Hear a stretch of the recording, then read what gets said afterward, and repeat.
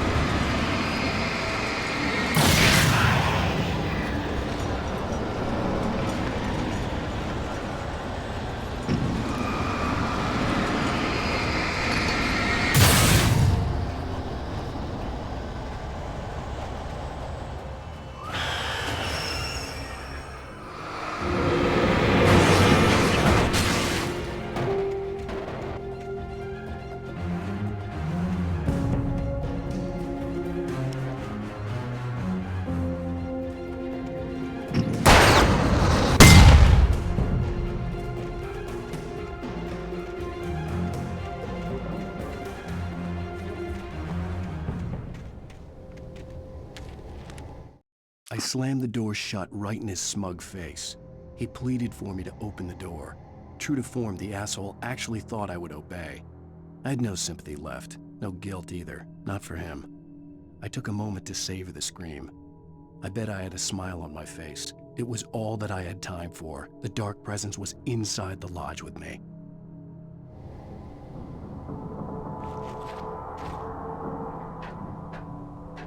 As a teenager, just starting to get interested in writing, Stephen King had been a source of inspiration to me. I thought about all the inanimate objects that had come to life in his books. No one is safe in a good horror story, certainly not the protagonist. That's what makes them fun. This was anything but. The darkness could possess anything, and it was getting closer.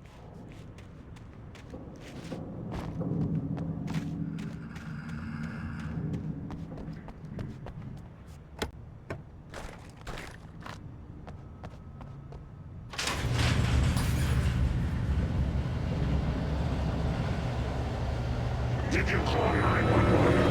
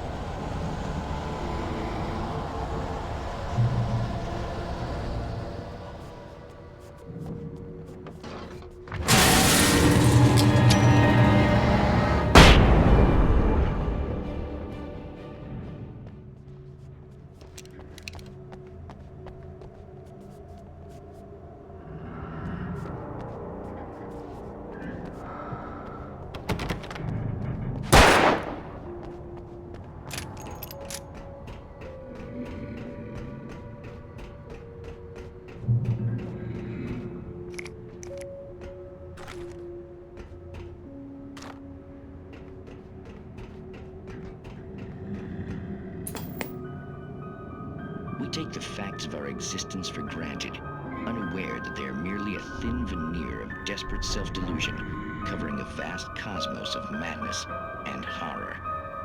All too often, the stars are right. In Night Springs. Tonight's episode, a family occasion. Journalist Alvin Derleth's trip to study the local customs of an insular community in Night Springs has been less than successful. Until tonight. Well, I'm glad you changed your minds about this. Ancient customs, local mythology. My editor loves this kind of stuff. Well, Mr. Derleth, we don't want to feel like we're on exhibition. But you have demonstrated the seriousness of your intent. Oh, I am serious. Really, just do your thing. I'll stay out of your way and observe. Actually, I thought you could assist us. I'm afraid we are a man short. It would provide you with an intimate perspective. Could I really? Of course, Mr. Derleth. Well, I guess that's the least I... What would I have to do? Oh, here. Let me show you with a kiss.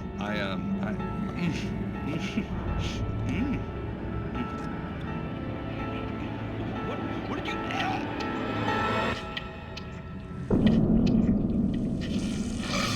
Oh, Mr. Derleth, you have well pleased Nixie Perka, the dweller in flesh. Your body shall host his 1,000 young, and all shall be glory.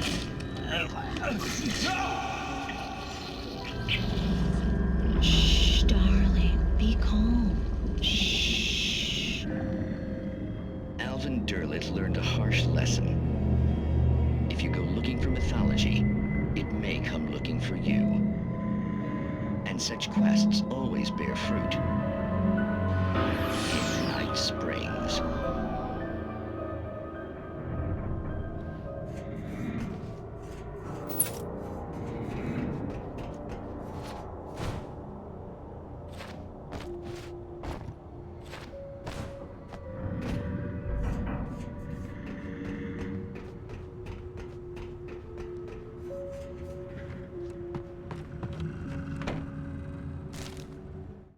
The darkness surged towards me, sucking everything loose from the ground into its depths, tugging at my clothes. I saw the flare the kidnapper had dropped and threw myself towards it just as I felt my feet leave the ground. The darkness embraced me with the force of a tornado.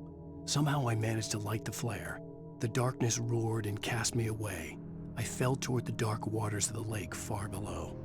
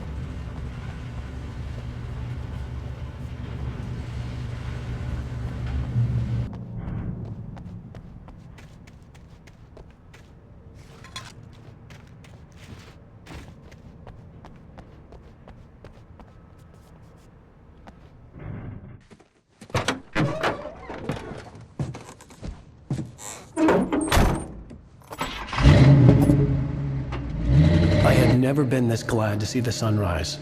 I had a couple of hours to get to the coal mine.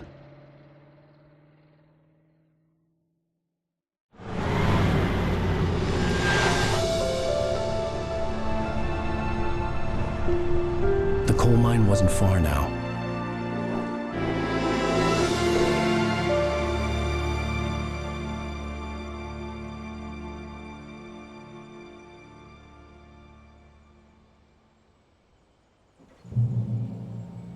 Today, I would meet the kidnapper, and he would give me Alice. I wouldn't give him any other choice. A drowning man will clutch at a straw.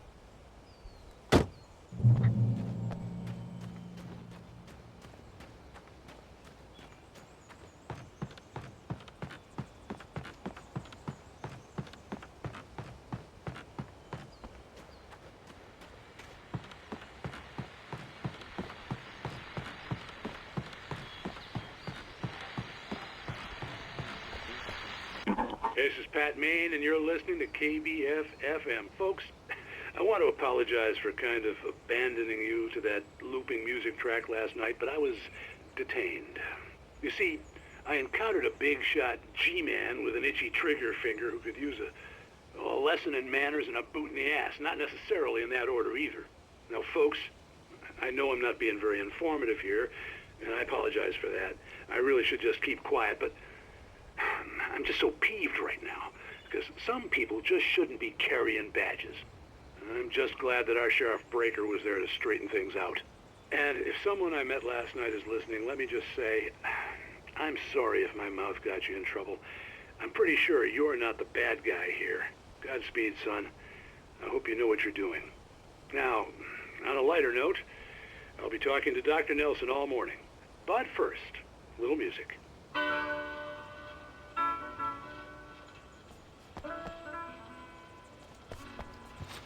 Nobody cares about me. Ain't even got a friend. Baby's gone and left me. When will my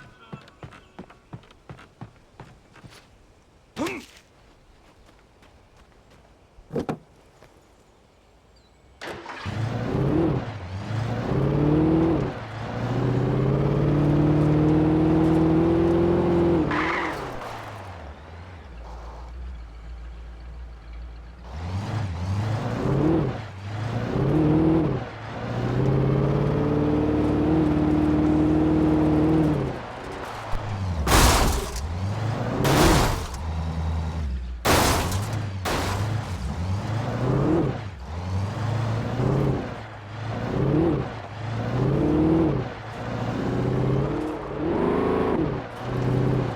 was early.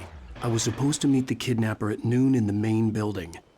The coal mine was quiet. It was a museum now.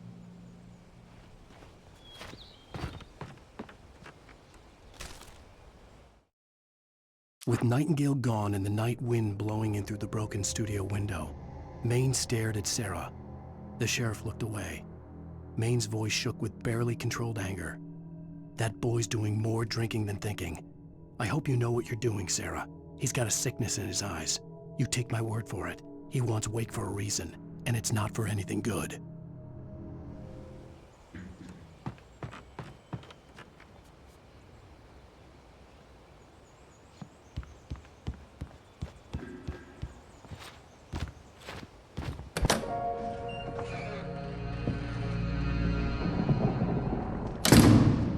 I didn't want to go outside.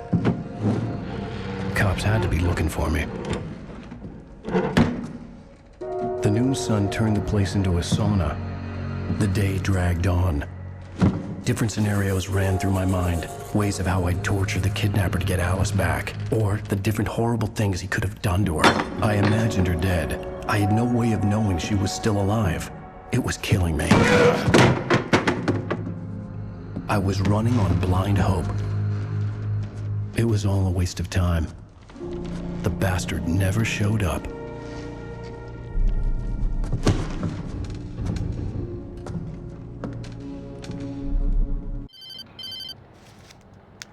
Wake, Where the hell are you? change of plans.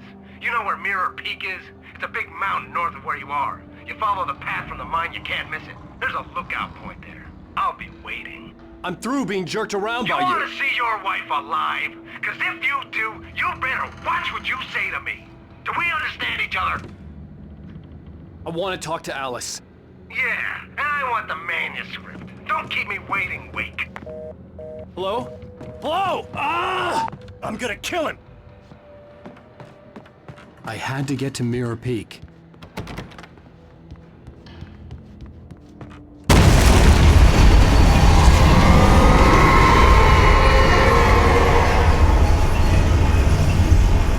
It was close, maybe closer than ever before.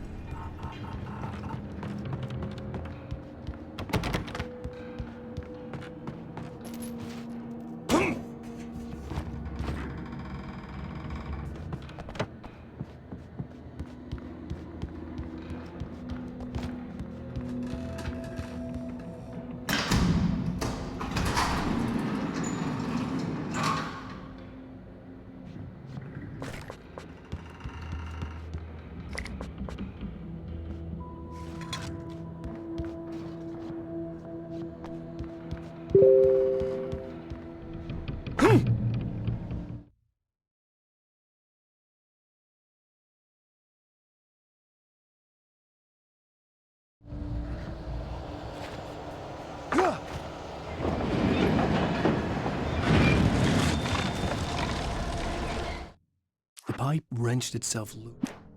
When Thomas Zane fell for Barbara Jagger, it happened fast. She was young, vibrant, and beautiful, full of life. He had never been a very happy man, and without any seeming effort, she had changed all that. Zane felt good for the first time in his life. Everything she did was another piece of a jigsaw puzzle he hadn't even known he'd been missing. And best of all, she made the words flow, strong and sharp. She was his muse.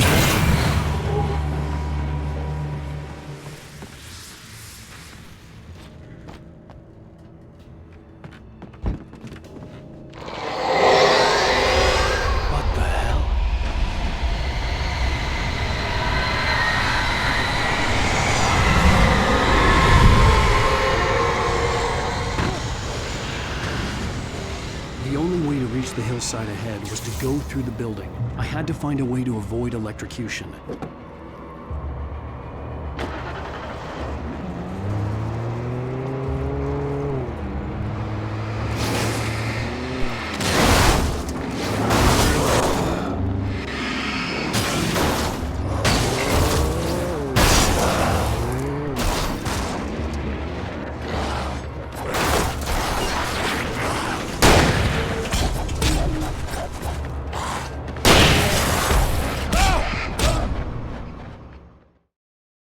I had to find a way to avoid electrocution.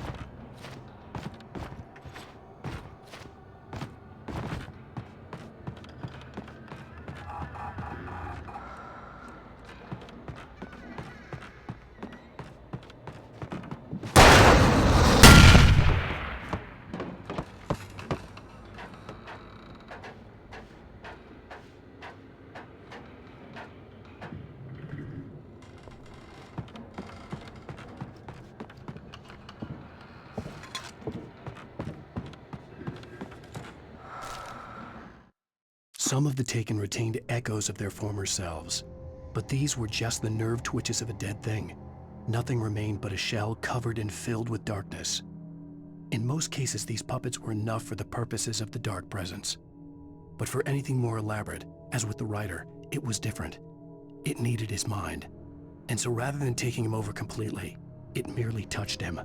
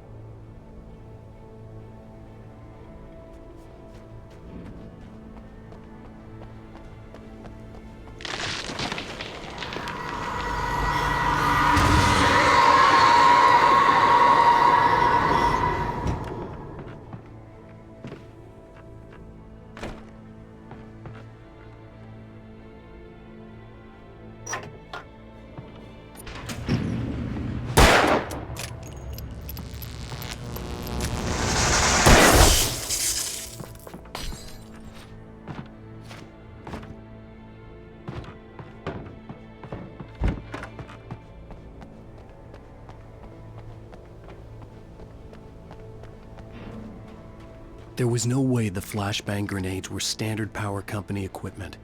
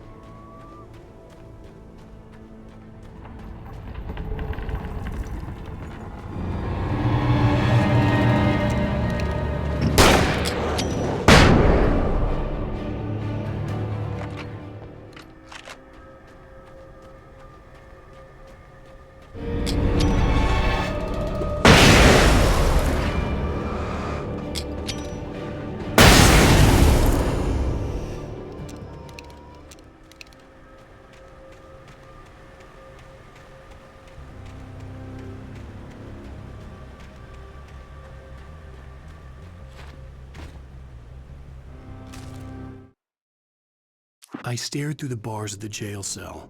Barry stood behind me, swaying on his feet, looking as ill as I felt.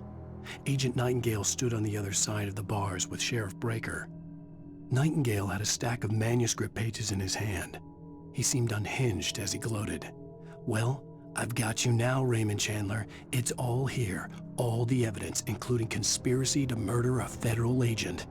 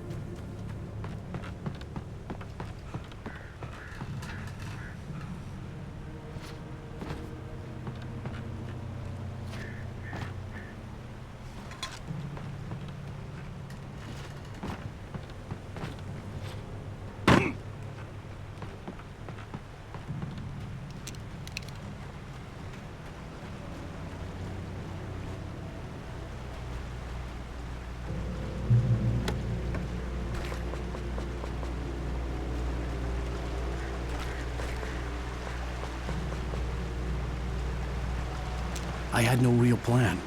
I was going to give the kidnapper all the manuscript pages I had for Alice. If that wasn't enough, I'd hold him at gunpoint and make him talk.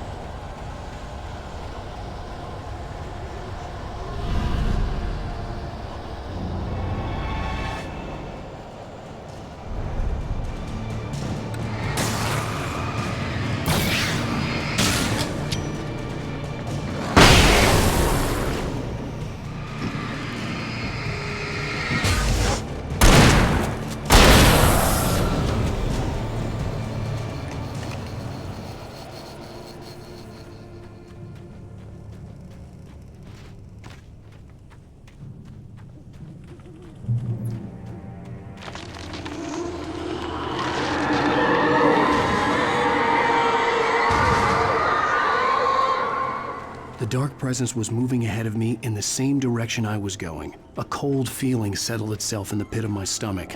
Was it going for Alice? The graveyard shift may cause cancer.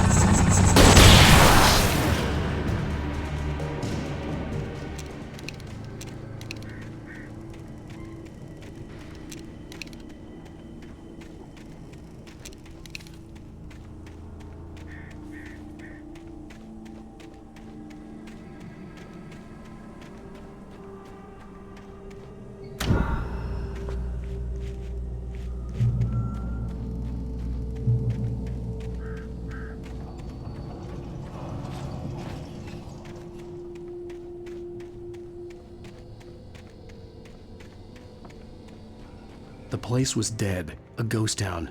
Had been for decades, maybe a century.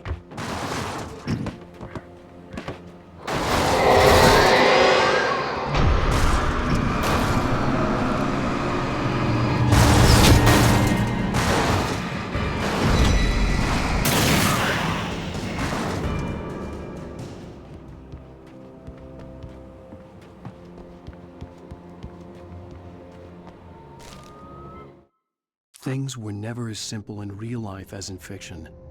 I had lost count of the times I had wished there'd be a clear reason for my writer's block. Something to fight, something to lash out on. There wasn't. I was filled with doubt. I was nothing like the hero in my books. Alex Casey had gone through his life with single-minded determination, never wavering from his goal. Even now, I was angry at myself, angry at Alice, angry at Barry. I was fumbling and I had no plan.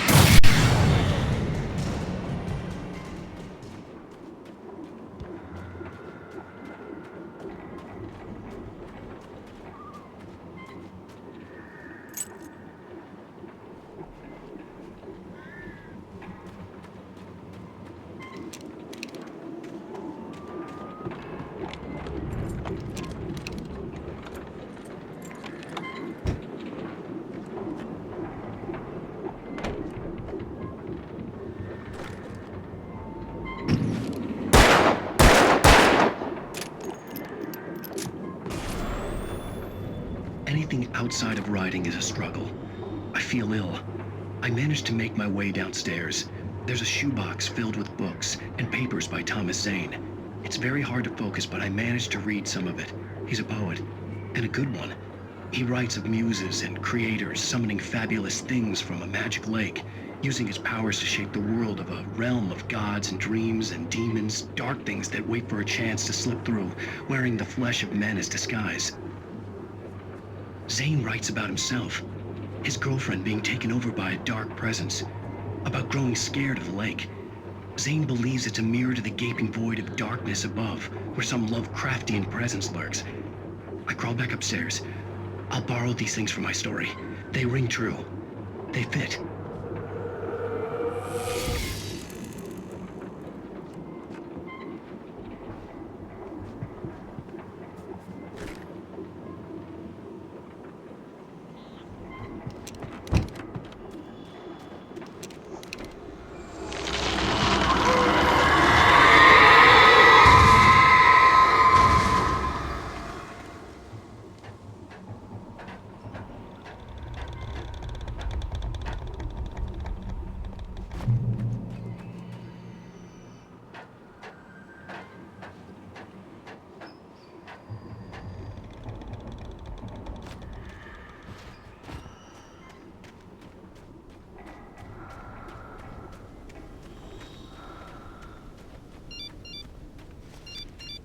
The kidnapper had sent me a text. The message was full of spelling errors and insults. It was telling me to hurry up.